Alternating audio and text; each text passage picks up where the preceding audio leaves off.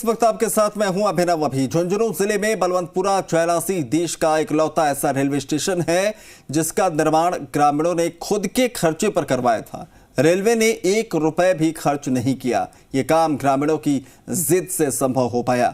आज यहां हर पैसेंजर गाड़ी रुकती है। Balwantpura Chelasi railway station Sikar Loharu railway खंड पर नवलगढ़ और मुकुंदगढ़ के बीच स्थित है, जिसे 5 पंचायतों के ग्रामीणों ने अपने खर्च पर बनवाया था। अब इसे फ्लैग स्टेशन बनाने की कोशिशें शुरू हो गई।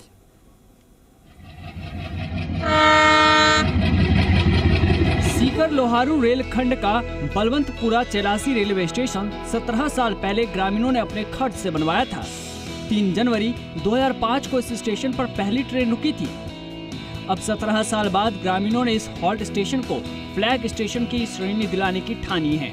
इसके लिए प्लेटफॉर्म सहित अन्य सुविधाओं का विस्तार भी ग्रामीण अपने पैसे से ही करेंगे, ताकि यहाँ एक्सप्रेस गाड़ियाँ भी रुक सके। रेलवे स्टेशन बनवाने के काम में रेलवे के तत्कालीन सेक्शन ऑफिसर बलवंतपुरा के सावरमल जहांगीर का अहम किरदार रहा है। उनका कहना है कि एक्सप्रेस गाड़ियों के ठहराव के लिए इसे फ्लैग स्टेशन का दर्जा मिलना जरूरी है। इसके लिए ग्रामीणों को साथ लेकर विधायक और सांसद सहित रेलवे मंत्री से भी मिलेंगे। उस समय गांव के समाज सेवी बजरंग लाल जहांगीर, फूलचंद टेलर, भैराराम लांबा, मामचंद चौधरी और ओम प्रकाश माथुर ने रेल मंत्री से मुलाकात कर प्रस्ताव दिया था। जब स्टेशन बनकर तैयार हुआ था तब ये ट्रेन मीटर गेज था। शुरुआत के करीब 3 साल तक ग्रामीणों ने ही रेलवे स्टेशन का पूरा खर्च वहन किया।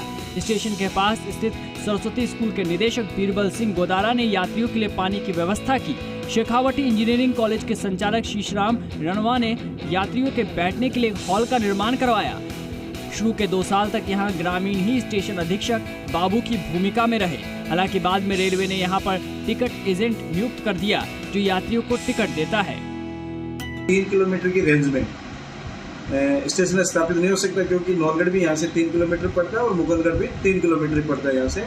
तो 6 किलोमीटर के बीच में मिड में बनना मुश्किल लग रहा था, परंतु गाँव के लोगों का जो जज्बा था वो बहुत ही उच्च स्तर का था। इसकी वो यही मान के चल रहे थे इसकी कैसे भी किसी भी प्रकार से स्टेशन यहाँ पर स्थापित हो जाए।